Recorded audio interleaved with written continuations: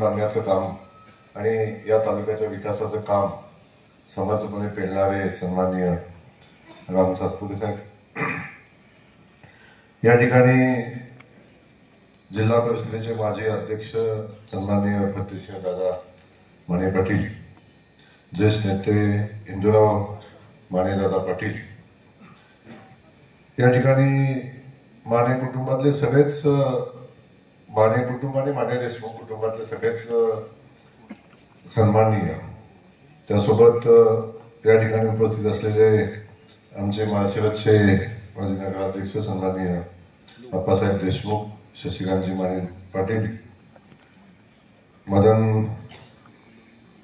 गेले, मदनरावजी, त्याचसोबत माळशिरस तालुक्यातील कार्यकर्ते अमृतराज माने पाटील आणि खास करून या ठिकाणी ज्यांच्या निमंत्रणावरून आपण आलोय आणि भारतीय जनता पक्षाच्या मंडल अध्यक्षांची जबाबदारी ज्यांच्यावर आहे ते सुजय भैया माने पाटील आणि त्यांचे सर्व कुटुंबीय, खास करून आमच्या सगळ्या बहिणी आत बसलेल्या आहेत, त्यांनी माझं आल्याला स्वागत केलं आणि ते आमच्याच्यातले पण आमच्याच तालुक्यातले आहेत. त्यामुळं सुनबाई विखळ्याच्या असे सगळेच एक कौटुंबिक कार्यक्रम आपणही सगळेजण पुढे या ठिकाणी बसलाय. आज या ठिकाणी येत असताना मलाही मनापासून आनंद आहे की इथं आल्यावर सांगितलं की आम्ही मसवडचे आहोत मूळ. त्यामुळं काही खूप लांबचे आपण नाही आहे, शिवगडीला आपण राहणारे सगळेजण आहे आणि मसवडच्या सिद्धनाथाला मानणारे आपण सगळेच जण आहोत. त्यामुळं खूप दिवसापासून आपल्या कुटुंबाबद्दल ऐकून आहे, असं कधी प्रत्यक्ष भेटीचा आणि प्रत्यक्ष यायचा योग कधी आला नव्हता. रामभाऊ आपल्याला धन्यवाद देईन की आपण हा योग आणला आणि आज आपल्या सगळ्यांना भेटीचा योग या ठिकाणी आला. रामभाऊ गेल्या काही दिवसापासून सातत्याने म्हणत होते, भाऊ अकलूजच्या नगरपालिकेत आपल्याला एक मजबूत तगडा उमेदवार आपल्याकडे आहे. आणि मी कोण आहे म्हणत होतो तेव्हा सांगायचं की सुजय माने पाटील आहे, त्यांना आपल्याला आता अकलूजमध्ये निवडणुकीत उभं करायचं. तुम्ही नव्हता, पण आमचा पक्ष, आमची जेव्हा चर्चा व्हायची निवडणुकीच्या अनुषंगानं, जेव्हा आमचं बोलणं व्हायचं तेव्हा त्यांनी सांगितलं होतं दुर्दैवानं आता आरक्षण वगैरे झालं, काही गोष्टी आपल्या समोर अडचणीच्या, परंतु या कुटुंबाला आपण सगळेजण पाहतोय की मी खूप दिवसापासून नाव ऐकून आहे. कुटुंबाला एक वेगळी पार्श्वभूमी आहे आणि त्या पार्श्वभूमीत आपण रामभाऊनी ती पार्श्वभूमी सांगितली पण आहे आणि अत्यंत सुशील असणारं हे कुटुंब, कायम लोकांच्या सेवेमध्ये राहणार, समाजकारण राजकारणामध्ये काम करत असताना कुठलाही ब्लेम, कुठलाही या कुटुंबावर कुठलाही डाग या कुटुंबावर कधी नाही, पण सन्मानानं आणि जगणारं हे कुटुंब आपण सगळेजण बघतोय. आणि या भागामध्ये काम करत असताना आपण सातत्यानं रामभाऊनी सांगितलं मला की विधानसभेला आपल्या पाठीशी उभे राहिले, त्याच्या अगोदरही आपण काय भूमिका घेतलेल्या आहेत. पण आता फतेसिंह दादा, आमची विनंती तुम्हाला आहे की आता आपण या भागाची जबाबदारी आपण घ्यावी. सुजय दादाला आपण पाहायला सांगावं, आता आपण नेतृत्व करावं. रामभाऊ आम्ही त्यावरती आहे, आम्ही करतच नेतृत्व, त्यात काय विषय नाही, परंतु एका नव्या नेतृत्वाची गरज वास्तविक पाहता या ठिकाणी या भागाला आहे, या तालुक्याला आहे. तेव्हा सुजय भैया चिंता करू नका, अख्खा भारतीय जनता पक्ष आपल्या पाठीशी उभा आहे.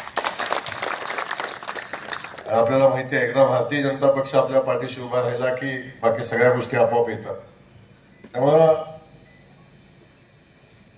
अनेकदा आपण बघितलेलं आहे की अनेक लोकांनी भारतीय जनता पक्षाच्या ताकदीचा उपयोग करून घेतला, कधी अडचणीच्या काळात भारतीय जनता पक्षाचा वापर करून घेतला आणि जेव्हा भारतीय जनता पक्षाला खऱ्या अर्थानं आवश्यकता होती तेव्हा त्या लोकांनी भारतीय जनता पक्षासोबत काय केलं याच्यावर जास्त बोलायचं नाही मला आज.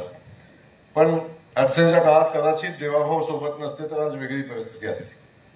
ठीक आहे, जो होता है अच्छे के लिए होता है, नाही तर सुजय भैया आपल्याला कधी संधी मिळणार, त्यामुळे ती संधी निर्माण करून देण्यासाठी कदाचित घडलेलं असावं असं.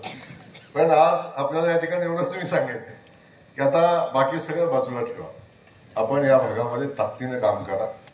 आपल्याला विकास कामाच्या बाबतीत अडचण येणार नाही, कुठल्या कामाच्या बाबतीत अडचण येणार नाही, सन्मानात अडचण येणार नाही. आपला सन्मान ठेवण्याची जबाबदारी आमच्या सगळ्यांची राहील, कुटुंबाचा सन्मान ठेवण्याची जबाबदारी आमची राहील. कारण आम्हाला त्याची जाणीव आहे की आपण एका चांगल्या कुटुंबातून येताना आपल्याला कशा पद्धतीचा सन्मान अपेक्षित आहे हे मला आम्हाला सगळ्यांना तेही ज्ञात आहे, तोही आम्ही करू. परंतु या भागाला एका नव्या, उमद्या आणि पारदर्शी नेतृत्वाची आवश्यकता आहे. लोक दमलेली आहेत, लोकांना पर्याय पाहिजे आणि तो पर्याय आपल्या रूपाने निर्माण व्हावा अशा पद्धतीची भावना या निमित्ताने मी आपल्याला या ठिकाणी व्यक्त करेन. रामभाऊंना आपण बघतो की हा प्रचंड संघर्ष करणारा संघर्ष योद्धा आहे. नाहीतर एवढ्या मोठ्या ताकदीच्या पुढे लढणं आणि स्वतःचं अस्तित्व निर्माण करून राहणं तसं काय एवढा सोपा विषय नव्हता. परंतु त्यांनी ताकदीनं या भागात लढाई केली. निवडणूक झाली, निवडणुकीनंतरही त्यांनी खूप वेगाने विकासाचं काम करतात. आज या सगळ्याच माझ्या कार्यकर्त्यांना मी सांगेन की रामभाऊ आहेत म्हणजे आम्ही आहे, आम्ही आहे म्हणजे देवाभाऊ आहेत. बाकी कुठली अडचण असायची काही कारण नाही. त्यामुळे या व्यवस्थेतली प्रत्येक यंत्रणा आपल्यासोबत ताकदीने उभी राहील. मग तलाठीपासून कलेक्टरपासून मंत्रालयापर्यंत ज्या ठिकाणी जी आवश्यकता लागेल ते आपल्या पाठीशी ताकदीने उभं राहील. हा शब्द या निमित्ताने आपल्या सगळ्यांना देतो. सुजय भैयांना मनापासून शुभेच्छा देतो आपल्याला की आपण आज मंडल अध्यक्ष म्हणून काम करताय आणि ज्या पक्षाचे मंडल अध्यक्ष म्हणून काम करताय आपण तो जगातला सगळ्यात मोठा पक्ष आहे. आणि ज्या संघटनेमध्ये कदाचित आमदाराला समोर बसायला लागतं पण सन्मान भारतीय जनता पक्षाच्या मंडल अध्यक्षाला दिला जातो, जिल्हाध्यक्षाला दिला जातो. म्हणून आज हे संघटन आज महाराष्ट्रभर, देशभर किंवा जगभर हे संघटन एवढ्या ताकदीने उभं राहिले.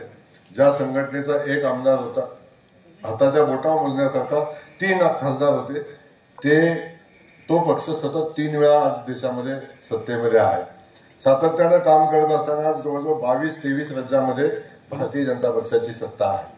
आणि असा हा एवढा ताकदीचा पक्ष आहे, जो संघटनेला प्रचंड मोठं महत्व देणारा हा पक्ष आहे. त्यामुळं आपण त्या संघटनेचं मंडळ अध्यक्ष म्हणून काम करताय आणि ती जबाबदारी आपल्यावर आहे.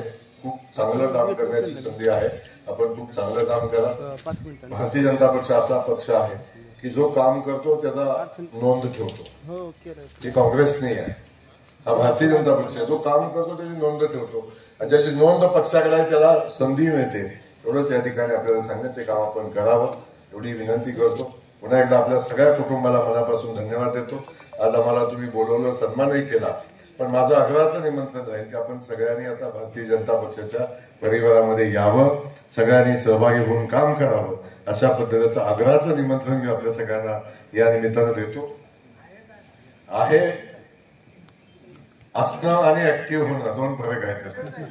तेव्हा आता अग्रेसिव्ह झालं. आता बघा, मी सांगतो, आपण बॅटिंग करताना बॅकफुटवर बॅटिंग करून चालणार नाही, आपल्याला फ्रंटफुटवर बॅटिंग करायची आहे. कारण आता कसोटी क्रिकेट राहिलेलं नाही, आता 2020ची मॅच आहे. त्यामुळे आपल्याला 2020ची मॅच आपल्याला तेवढ्या फास्ट खेळायची आहे. त्यामुळे आपल्याला सगळ्यांना ताकदीनं आता पुढे जायचं आहे. आणि आता तर लगेच नगरपालिका आहे, लगेच जिल्हा परिषद आहे, लगेच पंचायत समिती आहे. त्यामुळे स्थानिक स्वराज्य संस्थांच्या निवडणुका आहेत. त्यामुळे आपल्याला खूप ताकदीनं या ठिकाणी लढाई उभी करायची, ती आपण सगळे मिळून करूया.